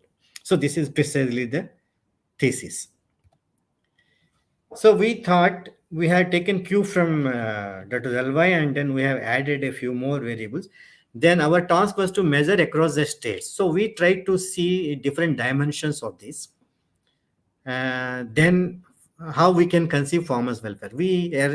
We found that we compiled data on almost 90 indicators falling under different dimensions, like we have depicted in this picture. Like first one is production. That is production phase. What are the different indicators we can think of, which will measure, which would be positively correlated to higher level of farmers welfare.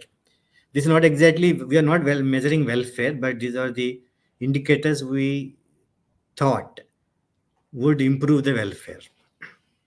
Then production, post-production, then infrastructure dimension and social development dimension, then risks and ecological changes that's happening around, which the farmers' incomes, farmers' welfare, farmers' well-being, everything is getting affected because of this. Then the last and sixth dimension is policy and fiscal environment. So these are the 6 dimensions under which we thought of different variables, different indicators. And then all these things are in our detailed paper, which I have forwarded to Dr. Moni by WhatsApp just before. The report was on farmers' welfare in India, a state-wise analysis. So this report also consists of a detailed dashboard state-wise on different parameters. So that would hope that would be useful. Maybe we are improvising on that also by adding some more variables, etc., etc. And that is work almost in progress. But broadly, this is our stand, our thesis. And based on all these 90 variables under 6 dimensions, we have compiled indices, dimension indices, then overall composed indices. Then we have taken for the time being only without weights. That means all dimensions, all indicators getting equal weight in the whole process. We are also toying with the idea of deriving weights for different dimensions. That is an improvisation we are seeking. So under these different dimensions, if we see, first dimension, production dimension, that Gangetic belt, especially the Punjab area, is doing better. Then post-production scenario, then of course in the first production scenario, even Andhra, Tamil Nadu, Telangana also are coming, and post-production dimension, Punjab and Haryana, and then Karnataka to next level, of course. These are some of the states which are showing up with better index. Then infrastructure index, some south states like Tamil Nadu, Kerala, Telangana, and then Punjab, maybe Haryana also. These are the states. I think certain other states also there reasonably doing good next level, but not the top level. And then subsequent one is the social development dimension. There the range is between 0.13 to 0.7, and then some of the northern states, then southern states, then one northeastern state also, then other states, some western states, so they are in the next level. Then another dimension, ecological dimension. So there we have a very good number of states coming into this fold, especially Kerala is, I think, top May, followed by that is Bihar, and certain northeastern states also, and some to some extent northern states next level. Then Madhya Pradesh, Uttar Pradesh, I think Uttarakhand. I think these are other states which are doing reasonably good. Of course, Tamil Nadu is there in this group. Then last dimension, fiscal dimension. Very few people are having a very healthy score in this. Then next, we have combined all these 6 dimensions to a composite index. In composite index, if you can see clearly some Punjab, Haryana, and then some Uttarakhand. Next to south में Kerala, Tamil Nadu, Telangana, to some extent. So this minimum score is 0.19 in Rajasthan, I think lowest. Then top one is 0.6 for Punjab. So this is the, and the variation in dimensions, of course, as we can easily see from the map also, the spatial distribution. The coefficient variation in the index is 25%, and the dimension where maximum diversification we have found across states is the fiscal dimension. That means that relates to fiscal allocation to agriculture and allied sectors, budgetary allocation. So this we call it Farmers Welfare Index, FAWI.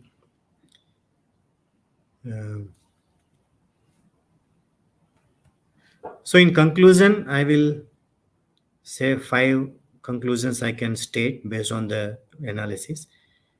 Income measurement has its own problems.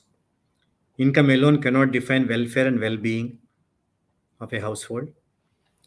Then, because of this, a paradigm change may be thought of from income to, we have shifted from production to income, now production to income to farmers' welfare that we propose. Then welfare is a multidimensional concept.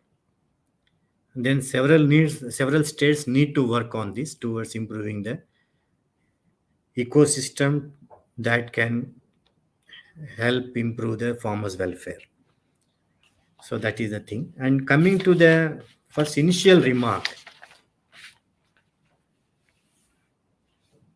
is a welfare, farmers' welfare is a political statement.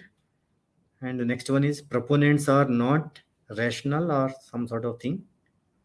Then income is a rational concept, not this. Yes, income is rational objective, but for the reasons which I already stated, measurement of income itself is ridden with problem.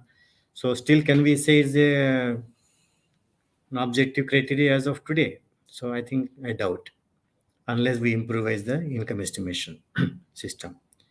That's one thing. Second thing, there's nothing rational, irrational in proposing anything new. I think the world is very dynamic, and as we move along, I think we may have to change our paradigms. We have to change our frameworks to suit the modern needs. So, man cannot live by bread alone. That is the famous proverb that says. And I think already I have covered that aspect, that income alone cannot guarantee a better well-being. So that is the thing. Then I don't say farmers' welfare is a political statement or political measure. It is, yes, I agree, it is a more subjective, but we can make it objective to some extent. I think methodologically it is possible to some extent, if not totally. And then I call it subjective but not political. Maybe political constituency, it may serve some purpose. I don't know, and I don't want to comment on that also.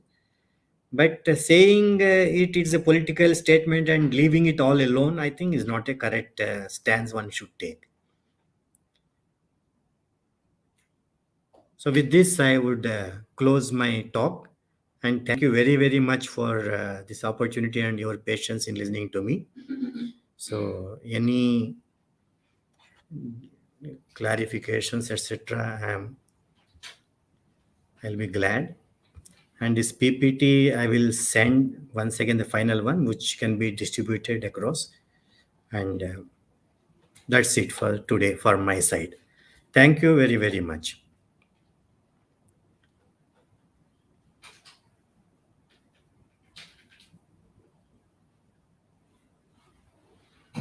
Important address to the audience of the National Webinar Series on doubling farmers' income by 2022. And, you talked about in 3 areas. It's a very important area, that is on doubling farmers' income as discussed in the Doubling Farmers Income Committee report.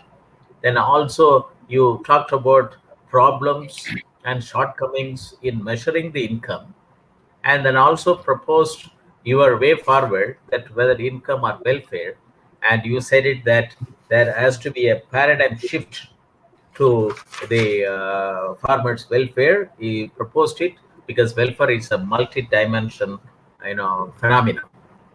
And I'm very happy that your talk and all the analyzed report, various survey report from 2011 onwards to 2019, and as a research, you being an agriculture economist of highest caliber, and you brought out a lot of valuable things that which many of the startups, many of the research scholars will be in a position to use it very effectively. And it is a very important talk, and it is for the last 1 hour 15 minutes, every slide which you shown has generated a lot of interest. And it's not merely an discussion seminar, but it is something like a webinar which has brought in a lot of new ideas for the people to work for the farmers. And you have said it that Dr. Swaminathan's report, National Commission on Farmers, is 14 volumes, and Dr. Dalwai Committee report is on 13 volumes. And this webinar series is inaugurated by Dr. Dalwai Committee, Dr. Ashok Dalwai, and chaired by our Honorable Chancellor. He is now joined. He has been watching the program, but he is appeared on the screen now to give his valedictory address, also to discuss with you. And it's a very from my bottom of my heart, I thank you and appreciate you for your wonderful address. And we would like to have your great association with the university for the time to come, because we have to work for the 14.5 crore operational holders in the country, out of which 85% are small and marginal farmers. With this, I would like to welcome our Honorable Chancellor to give his valedictory remarks, and also to interact with us how to go about further. Shri Kunwar Shekhar Vijendra is the co-founder and Chancellor of Shobhit Institute of Engineering and Technology, Meerut. He is a NAC accredited deemed to be university and Shobhit University, Gango, Uttar Pradesh. He is a prominent social entrepreneur based in New Delhi and carries leadership role in many organizations. He has been nominated as the co-chairman of National Council on Education of ASSOCHAM. Shri Kunwar Shekhar Vijendra is a persistent advocate of initiatives for education for all, circular values, crisis management through diplomatic and peaceful ways, and globalized system of learning and harmonious coexistence. He has been instrumental in the development of a number of higher education institutes in North India, including 2 universities, many research centers, and Ayurveda Medical College, College of Naturopathy and Yogic Science, and a 100-bed eyes hospital. Shri Kunwar Shekhar Vijendra is instrumental in establishing 5 centers of excellence namely Center for Agriculture, Informatics and E-Governance Research Studies, Center for Agribusiness and Disaster Management Studies, Center for Informatics Development Solutions and Applications, Center for Industry 4.0 Studies and Application, and Center for Health Informatics and Computing in the university to promote informatics and technology development in rural India. He is very actively involved with a number of social organizations. Acknowledging his contribution in the areas of education and other concerns, he has been copiously honored and awarded. He has traveled widely in India and abroad to the countries like USA, UK, Germany, Australia, Russia, China, South Korea, Vietnam, Mongolia, United Arab Emirates, Mauritius, Rwanda, Uganda, Croatia, and etc. to participate in various professional, social, and educational activities. Shri Kunwar Vijendra is a passionate Gandhian, avid reader, keen learner, social speaker, occasional poet, and a dreamer. We welcome Honorable Chancellor to this very important national webinar series on doubling farmers' income by 2022. Today, we had a very important talk by Dr. K.J.S. Satyasai, the Chief General Manager from NABARD, on the topic, should we adopt farmers' welfare as a new paradigm instead of farmers' income? Here, as an agricultural economist, as a development economist, and also having a vast knowledge in various states, his talk was so important, very needed for this country. And he also talked about that it is quite unfortunate that at the grassroots level, the government machinery, the block level agriculture officers, and the district level agriculture officers are not in a position to understand even the 14 volumes of Dr. Swaminathan Committee report or the 13 volumes of Dr. Dalwai Committee report. Then how is it possible to reach the 85% of the small and marginal farmers, of the operational holders? And this is where he said it, that skill development of the rural youths are more important. Farmers are more important. He also said it very nicely. I was quite impressed. Then if you go to the village level, our farmers talk about Mahabharata and Ramayana stories. We call them as people who are not educated. But now with the technology advancement, why they are not in a position to have the knowledge of government schemes? I was quite moved, and I was the person for the last 42 years working in e-governance and so on and so forth. But after seeing this, that only when I traveled to more than 420 districts, I saw that there is a rural distress. I should bring technology to the rural areas. And thanks to the Honorable Chancellor, we are able to have 5 centers of excellence to focus technology for rural India. With this, I would like to request Honorable Chancellor to give his very quick address and have discussion with the guest speaker, Dr. Satyasai. Over to you, Honorable Chancellor. Thank you very much, Professor Moni. Good afternoon, everybody. It is indeed an honor for me to be a part of this wonderful national webinar series, where we are talking about the possibilities and the way how the income of the farmers can be doubled in coming future. I was listening to Dr. Satyasai, and when I was listening to him, 2 things they came to my mind. The one thing, that what he was talking is a paradigm shift of the mindset. Generally, when we talk about, this is our 48th webinar, as Professor Moni mentioned. And 48th webinar means like 47 weeks continuously. We had some very important, eminent technocrats, policymakers, entrepreneurs, policy disseminators, and bureaucrats. Everybody was there who was talking about the policy, what we can do, and they were talking about the good work they have been doing. And today's topic is, should we adopt farmers' welfare as a new paradigm instead of farmers' income?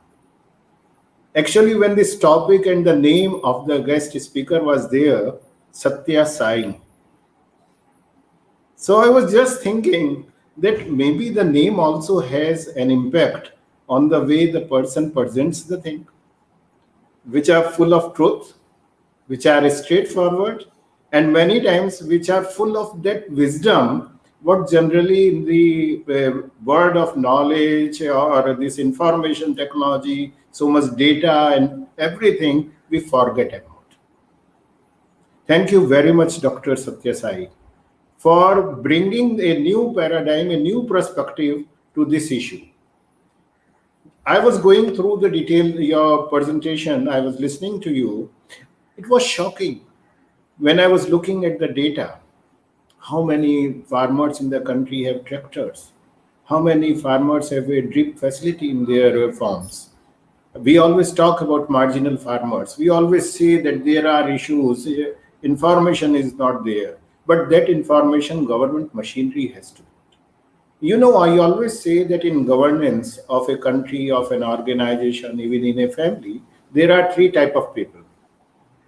One are those who visualize it, visionaries. Then missionaries are required. And then executors are required. So in India, many times I feel when you were talking about is it a political statement or not, and you stopped yourself from commenting further on that. So many times, you know, when we talk about the vision of the country, a leader like Honorable Prime Minister talked about, it is a vision of a Prime Minister. It is a vision of a leader. When he says, yes, there is a possibility and we should work in the direction that we can double the income of the farmers by 2022. It means a possibility is there. And that possibility, that vision has to become a mission of those who are responsible for that. And then execution part will come, the role what we are playing a role through this webinar series of being a missionary as well as an executor. Because we believe that people like you, when they come and speak on this webinar series and spend their 2 golden hours, so definitely there are people, those who will understand that yes, they can also contribute. And after listening to you, so many things are there which I will like to touch upon, but I will like to touch upon only on your last slide. Income measurement has its own problems. And generally, yes, it is. Because when I say doubling farmers' income by 22, or the Honorable Prime Minister must have said so, how to measure that income? If that income is tangible income only, or intangible also. If income means many other things, then you said income alone cannot define welfare and well-being. In this world, we are seeing so many people around. Those who have so much of money, they do not know what to do, but their welfare and well-being is missing from their life. Such a word of wisdom. And this we have to see on the ground level, at the farmers level also. Because generally what is happening, we say, okay, if I will give you a grant, I will give you free electricity, free water, then you will be happy. It is more a political agenda. It may be a social agenda for some short duration with a myopic vision. But it is not to bring a well-beingness or to create welfare for the society at large. And these parts, I am happy that your organization, you have done a lot of research on that. This research needs to be further elaborated. This research needs to be further disseminated by young research scholars at different level, and see that in a different part of the country, how this welfare, what welfare means for the farmer. We have to do more surveys on that. What is well-being? And this paradigm shift of farmers' welfare which is proposed, it has a multidimensional concept, as you mentioned. And in this welfare, education has to play a very important role. Skill development has to play a very important role. Unfortunately, what happened in last few years, we all are talking only about technology. We all are telling that if technology will be there, the world will change suddenly. Our ancient wisdom has no value. The knowledge what we have since centuries has no value. Just a technology will come, some tech company will come, and AI, they will put machine learning or anything. They will blockchain systems and everything, and suddenly everything will change.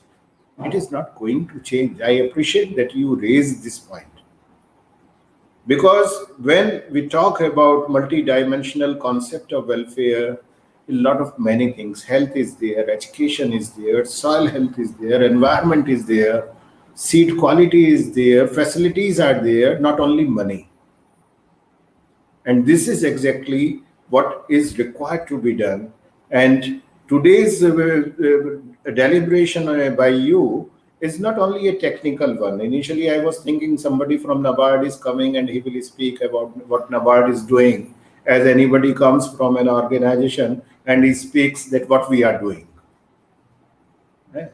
Nobody talks about what should be done, what we can do. And this what we can do today in your lecture we saw. And a very important in your conclusion point was there of inclusivity. In last slide, you mentioned several states need to work together, improving farmers' welfare. And for me, these states are not only geographical states. It's not Uttar Pradesh and Punjab and Haryana and Delhi or Karnataka. State of mind is also there. You know, when we talk about these volumes of Dr. Dalwai or earlier volumes, 20 volumes of the professor, we call him the Janak of Green, economy and everything. A set of mind is required. State of mind is required. What is happening that everything is lying in isolation. So many verticals we have created in our every sector, including agriculture, that we do not know where is a common platform. The farmers are confused. I should not blame the officers at the block level or at the village level because they do not know what to inform. Every department, every ministry, everybody is sending them circulars. Now you go and tell this thing. Now you go and do this thing. So they decide not to go, not to do, because they do not know what to do. And here again, the role of universities and institutions like NABARD may be there. And how it can be there, we can have some awareness drives together. We can have some training programs together. We can have some unskilling and reskilling programs even for the government officials at the grassroots level. We do not need to talk to Dr. Dalwai or the ministries or the secretaries. We need to talk to them, those who are directly connected with the root. And this Shobhit University is trying to do through, we have two universities, Professor Moni must have mentioned to you. One is a deemed university, which is in Meerut, and one is a state university, Uttar Pradesh State University, which is in a small township of Western UP district Saharanpur. And both of the universities are having strong agriculture departments, strong management departments, and many other departments and schools. So we are trying to do it at our own level, but we always have a limitation. So we can join hands, we can come together, and we can do that wonder what is missing, at least in some districts or some states together. That possibility I will like to explore with NABARD, with you personally also. And one more thing can be there. I do not know that somebody told you earlier or not, you are not only a good chief manager, you must be a good policy maker and executor. But during your lecture, I was finding you are a wonderful professor also. The way you were explaining with patience, you know, you were not in a hurry. After 40 minutes, I see many people, they are in a hurry to finish it off. They do not know what to speak more. Just one information to the Honorable Chancellor. He was also a foreign professor in an university in South Korea, Seoul. Oh, I never knew that. Okay. So I will like you to deliver at least once in a month a lecture of your choice in our university. ठीक, duration, topic, everything you decide. Just we will be more than happy to have you as a guest speaker. You wish to speak to our law student, speak to them. You want to speak to our engineering student, speak to them. You want to speak to our teachers, speak to them. But come and speak. Because you know, this wisdom and this knowledge, what has been gained by you throughout your life, which is reflecting through this presentation, it needs to be disseminated. We are at Shobhit University, we are a platform for that purpose only. I always say that all the ideas of the world, I wish they must be disseminated from this platform. So thank you very much, Professor Moni, for your persistent effort for bringing such wonderful speakers, and 48 weeks you have done it. Once it will be 52 weeks, we must celebrate it with all wonderful speakers, those who supported us in making it one of the longest continuous running webinar series at national, international level on this topic. Thank you very much. Thank you, Dr. Satyasai. It was a pleasure listening to you. Thank you. Satyasai to give his opinion or any remark.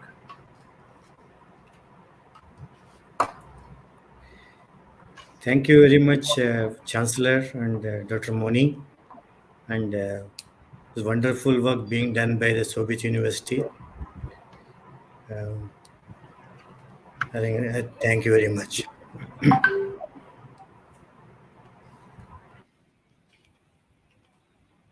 And it is indeed a very important address, and as conveyed by the Honorable Chancellor, that we'll be very happy to have you every month addressing to our students on any topic. And of course, you will be talking about grassroots level, rural India, and NABARD is for agriculture and rural development with your vast exposure.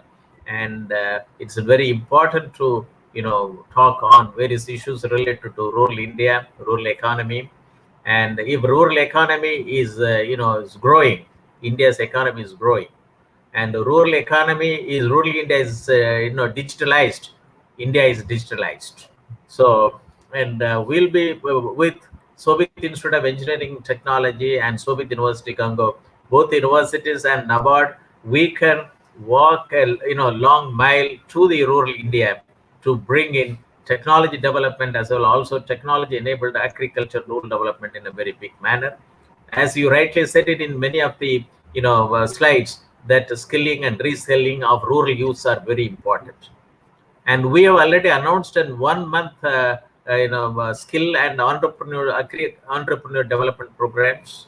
We'll send you the details. In addition to that, this is the first university has launched MTech in Agricultural Informatics program to reskill the BSc Agriculture Science graduates, engineering graduates, and postgraduate non-engineering graduates, and MBA in Agribusiness Management with PEP minors in various subsectors of agriculture, and then and PG diplomas and so on and so forth in this area, so that we can cater to almost all subsectors of agriculture and rural development for business management and so on and so forth. And then also that this is a industry MTech and the BTech and PG diploma in informatics and e-governance programs for rural youth to get into that, and industry 4.0 for MBA in the industry 4.0 for CEOs of SMEs in the country. We have got about 64 million SMEs in the country, and they have to be globalized if you would like to have a compete with the China small scale industries. And then health informatics and computing is very important. So agriculture, industry, and health are the three main components on which the Shobhit Institute of Engineering and Technology, Timtim University Meerut, and Shobhit University Congo are spearheading a lot of academic programs, outreach programs, and extension research programs, and so on and so forth in this area. with strong collaboration with the NABARD, which you are, you have offices throughout the country, and working with various partners at the grassroots level, and we will try to bring in a paradigm shift, as we talked about today, with respect to farmers' welfare. My interest is that at least all the government schemes, the farmers should know about it. That's how, when as a chief advisor IT in Ministry of Agriculture and Farmer Welfare during the Doubling Farmers Income by 2022 committee duration, I proposed a national database on farmers with the 26 categories of parameters that government, out of which one is that the farmer should know the government schemes, all the schemes, Digital India, Skill India, Make in India, and Stand Up India, and so on and so forth, and also various schemes. It has to be converged at farmer level and farm level. So with this, I would like to thank Dr. Satyasai and your team, and our Honorable Chancellor, and the participants, the Chancellor, Vice Chancellor of both university and faculty members, for this participating in this wonderful webinar, series, and also today's talk, that paradigm shift to farmers' welfare. That's very important. With this, I thank all of you, and we close the webinar and leave the studio. Thank you very much. Thank you. Thank you very much, sir.